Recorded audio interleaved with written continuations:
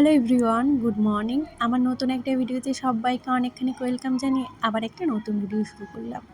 তো আজকে শরীরটা ভীষণ খারাপ। এখন ঘড়ির কাঁটাতে মোটামুটি এই 9:30 বাজে। সকালে কিছু খাইনি আর শরীরটা খারাপ বলে আজকে শুয়েই ছিলাম। উঠেছি মোটামুটি 8টায়। তবে টুকটুক করে ওই বাড়ির কাজ করছিলাম। সকালে কিছু কাজ থাকে, যদিও কালকে রাতে আমি পিসি বাড়ি খেয়ে এসেছি, যার জন্য আর এঁটো থালা বাসন বা কিছু ছিল না। আর যদিও থাকে আমি রাতে ধুয়ে রাখি, কিন্তু এই যে শরীরটা খারাপ, আজকে ইচ্ছা না করলেও তবুও নিজেদের খাওয়ার জন্য তো কিছু রান্না করতেই হবে। আর এই যে কচু শাকটা আগের দিন রান্না করব বলে আমি কেটেছিলাম, বাট ওই অনেক কিছু রান্না হয়ে গেছিলো, তার জন্য আর রান্না করা হয়নি। আর আজকে এই যে শাক বেঁচেছিলাম, শাকটা আমি সকালেই বেছে নিয়েছি। আর সাথে ছিল ডিমের তরকারি, সেটাই ক্লিপ আর তোমাদের দেখালাম না। এই 3 ভাগে আজকে রান্না হয়েছিল। শরীর অসুস্থ, তারপরে একটু শুয়েছিলাম। এখন ঘড়ির কাঁটাতে বাজে মোটামুটি ওই 1টা। এখনও আমার স্নান হয়নি। তো স্নান করতে যাব, তার আগে ভাবলাম অনেকগুলো জামা কাপড় রয়েছে ঝিপ দিয়া, আর শরীরটা একটু ভালো লাগছিল, তারপরে আর কি রেস্ট নিয়ে তারপরে এই যে বিছানাটাও এখন এই যে তুললাম সবে। মানে ওই বিছানাটায় আমি শুয়েছিলাম, এতটা শরীরটা খারাপ ছিল। তারপরে টুকটুক করে ভাবলাম জামা কাপড়গুলো ভাঁজ করে একেবারে স্নান করতে যাব আর কি।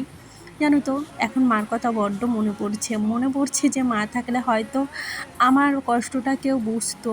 আমার হাজবেন্ড রয়েছে, বাট ও রান্না করতে একদম ভালো পারে না, সবজি ভাত, যার জন্য আমাকেই হাত লাগাতে হলো। তবে হ্যাঁ, ও অনেক হেল্প করে, ও রসুনগুলো বেছে দিয়েছে টুকটাক। তবে হ্যাঁ, মার মতো যে কেউ হয় না সেটা এখন বুঝতে পারি। শ্বশুরবাড়ি আমার আরও লোক রয়েছে, বাট তাদেরকে ক্যামেরার সামনে আনি না, যদিও তারা পারে একটু কাজ করে দিতে। কিন্তু কি বলতো, ওই শ্বশুরবাড়ি আর বাপের বাড়ির মধ্যে অনেক পার্থক্য, জানো তো। এখন বুঝি, মানে তোমার শরীর খারাপ হোক আর যাই হোক, তোমার মেয়ে আছে, তোমার হাজব্যান্ড আছে, এই দুজনেই তোমার নিজের। ওদের কারোর জন্য করো আর না করো, ওদের জন্য তো করতেই হবে তোমাকে। দেখো, তোমাদের সাথে কথা বলতে বলতে মেয়েকে চান করিয়ে দিয়েছি। আর এই যে জামা কাপড়গুলো মানে অনেকগুলো হয়েছিল, সেগুলো ভাঁজ করেছি। আর এই যে জায়গা মতো ঢুকিয়ে রাখছি। এগুলো প্রায় ইউজ করি, ওর জন্য ভালো, আলমারিতে রাখি না। আর প্রতিদিন না ওই আলমারি থেকে বের করতে গেলে না, মানে প্রচণ্ড মানে মানে এদিক ওদিক জামা কাপড় হয়ে যায়। তারপরে কিছু বোতলে জল ভরেছিলাম, সেগুলোই গুছিয়ে আর কি রাখছি, এদিক ওদিক ছড়িয়ে ছিটে ছিল। আর এই দেখো, হাফ হাফ করে জলের বোতলগুলো খেয়েছে, মানে জল খেয়েছে, পুরোটাও খায়নি। তার জন্য এখানে না গুছিয়ে রাখি একবার, আবার ও এদিক থেকে ওই দিক করে ফেলে। আর আজকে আমি প্রথম হয়েছে যে ঘর মুছিনি, মানে আমি ঘর না মুছে থাকি না, কিন্তু আজকে আর শরীরটা ইচ্ছা করলো না। এখন মোটামুটি ওই 2-2:30 বাজে। এখন আমি যাবো স্নান করতে। মানে কি বলো তো, সকালবেলা একবার গায়ে জল ঢেলেছিলাম, বাট সেরকমভাবে স্নান করিনি। তারপরে এই যে বারান্দাটাও ঝাড় দিয়েছিলাম। আর বাইরে টুকটুক করে বৃষ্টি পড়ছে আজকে, জানো তো।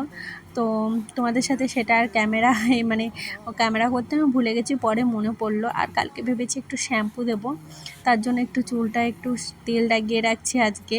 আর শরীরটা এতটাই খারাপ, এখন ভাবছি আর ভাত টাত খাবো না, শুয়ে পড়বো আর কি। আর জানো তো, 2 দিন ধরে মটর ভিজিয়ে রেখেছে, যেটা আমার ঘুগনিটা করতে হবে।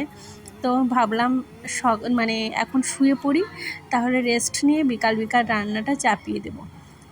তার জন্য আর কি। আর দুপুরে না আজকে আমার খেতেও ইচ্ছা করছিল না। এই যে বিকালে আমার হাজব্যান্ড আমাকে সব মশলা রেডি করে দিয়েছে, আর মটরটাও সিদ্ধ করে দিয়েছে।